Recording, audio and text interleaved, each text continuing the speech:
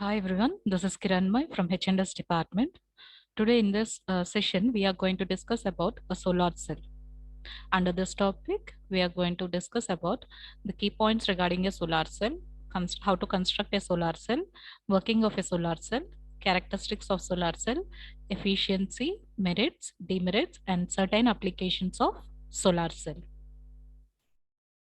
Regarding the introduction for a solar cell, the basic principle for a solar cell is to convert light energy into electrical energy. There are two different types of solar cells. One is which is used for the conversion of solar energy into electrical energy. Another one, conventional light sources we use for the conversion of light energy into electrical energy instead of solar energy. So the things what we use at the uh, laboratory purposes, those are mainly they are supposed to use conventional light energy for the conversion of uh, energy from light form to the electrical form. And when light is allowed to fall on these cells, the cells generate voltage across the terminals by a photovoltaic effect. And solar cells are simply photodiodes which are operated at zero bias voltages, which means that we are not supposed to provide any input voltage for them. Coming to the symbolic representation, circuit symbolic representation of a solar cell, it is simply like a capacitor symbol, which is very similar to a capacitor symbol with a circle around it.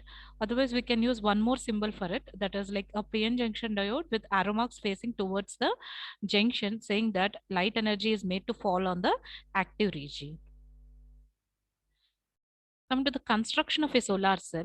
The solar cell is very similar as of the PN junction diode, and it is fabricated using the materials like germanium, silicon, and gallium arsenide. But the simple difference is than a normal PN junction diode is here the doping concentration will be little bit high comparable to a normal PN junction diode. So we are going to use a heavily doped P and N regions, which gives large photovoltage because the doping concentration is high. Obviously, carrier concentration will be high, so the output will be large comparable to a normal PN junction diode. And in order to avoid the recombinations, most of the time this P and N layers are made of less thickness so that recombination of carriers can be avoided. And this one PN junction is covered with a glass window on the top surface layer so that it may easily allow the light radiations to fall on the junction. And two metal rings are placed around the P-type and N-type materials. These metal rings are plated with nickel, and these act like a positive and negative output terminals respectively. And the total surface is coated with a anti-reflecting coating to avoid the loss of incident energy due to reflection. There may be a chance that when light energy falls on the glass window, this may get reflected back. So to avoid such situations, the total equipment is coated with a anti-reflecting coating so that all the radiations which are fallen on the material get absorbed by it, and they will go for the working purpose. On the screen, you can observe the constructional figure for a solar cell where two layers will be there. One is of P-type, another one is of N-type. As P-type is having more number of holes and N-type is having more number of electrons. When they join together, they try to move from one side to another side so that junction will be formed between them. And this PN junction is covered with two metal rings. One is act like a anode, another one act like a cathode. And the whole apparatus is covered with a glass window, and sunlight is made to fall on the glass window through which it falls on the junction so that carriers will be generated over there, which in turn produces electrical energy. So coming to the working of a PN junction diode, as I told you now, the light energy is made to incident on the glass window, which is just above the junction. This light energy will fall onto the junction, so that the electrons, the ions which are present at the junction absorb that energy. So obviously electrons absorbs that photons having greater energy than the band gap. Hence they make transitions from valency band to conduction band, due to which electrical current will be contributed in the circuit. Simple thing, as the junction is made up of ions, which are positively or negatively ionized ones. The negative ions on the p side of the surface and positively ionized uh, atoms on the n side of the surface, or surface contact at the junction. When these ions are illuminated with light energy, what happens, that light energy will be absorbed by those ions, and in turn by the electrons in the ions, they will get try to excite from the lower energy levels to higher energy levels. If the given energy is sufficient to make them to transit from valency band to conduction band, obviously those electrons will become free to move towards towards the terminals, hence contributing current in the circuit. So you can see on the screen the energy level diagram for a p-n junction diode, which is of solar cell, where due to light energy, holes electrons got excited from valency level to conduction level, so that hole is created in the valency band, and they move from their respective positions towards the p-type and n-type materials from the junction, hence constituting current in the circuit. The moment of carriers is nothing but current here. Due to the attraction from the terminals of the battery, obviously they will move from towards their different types of semiconductors, and they will constitute current in the circuit. So coming to the characteristics of solar cell, the VI characteristic, there are two different characteristics which what we can draw for a solar cell. One is VI characteristics, and the one is VP characteristics. That means voltage current and voltage power characteristics. So from the figure, you can observe two different characteristics of the solar cell on the same graph.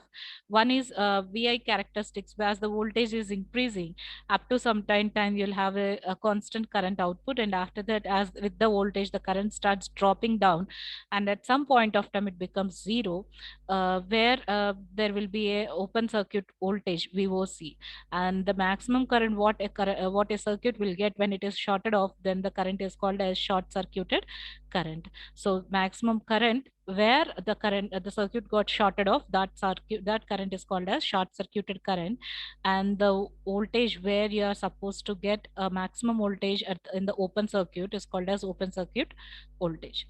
The other graph which was drawn between like voltage and power, which is like a peak one. Violet purple color line you can observe on the screen, which represents the voltage power characteristics of a solar cell, which is like a peak one. At the peak, there will be a maximum power in the circuit, which is given as a voltage product of voltage into current, which is maximum voltage into maximum current. So the maximum power will occur at the bend point of the characteristic curve, and it is shown on VI characteristics of solar cell by maximum power. And the basic characteristics of solar cell are of four different properties. One is open circuit voltage, short circuited current, fill factor, and the conversion efficiency eta. These are the four different basic characteristics of a solar cell, and this influence both the diode saturation current density and the short circuited current. So let us see the efficiency of a uh, solar cell in terms of incident radiation and area of collector. The solar efficiency can be given as maximum power. P maximum is nothing but maximum power by incident radiation flux into area of collector. So simply this will give you the solar efficiency. Another one is there which is called as fill factor, which will give you the power conversion efficiency of an solar cell, how much power it can convert easily.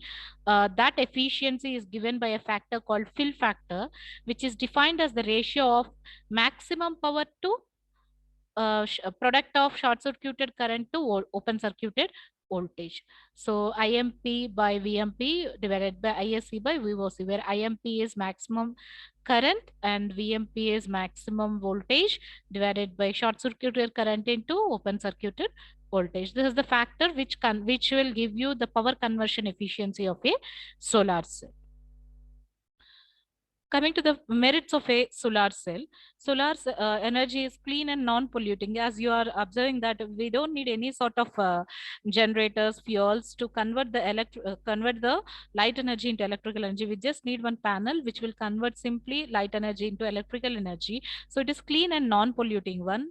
Best renewable energy. Solar cells do not produce any noise, and they need a little maintenance. Maintenance should be done for the solar cell, and they are highly reliable, long-lasting. Panel cost is now reducing as government is providing subsidized things on the solar cells.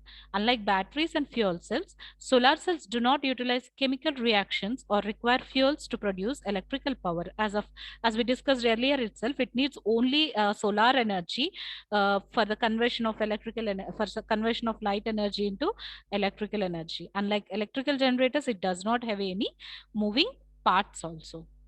Coming to the applications of solar cell, the applications are like you can observe them in the street lights, emergency power systems, portable power supplies, satellites, remote lighting systems, water pumping, electrical furnaces, calculators, and in agricultural today in agricultural applications, toys and watches are the certain applications of solar cell in our day-to-day life. Coming to the future applications, most of the scientists are working today on those applications like nano solar cells, where they were supposed to produce tiny nano rods, which are embedded in semiconducting plastic layers sandwiched between two electrodes.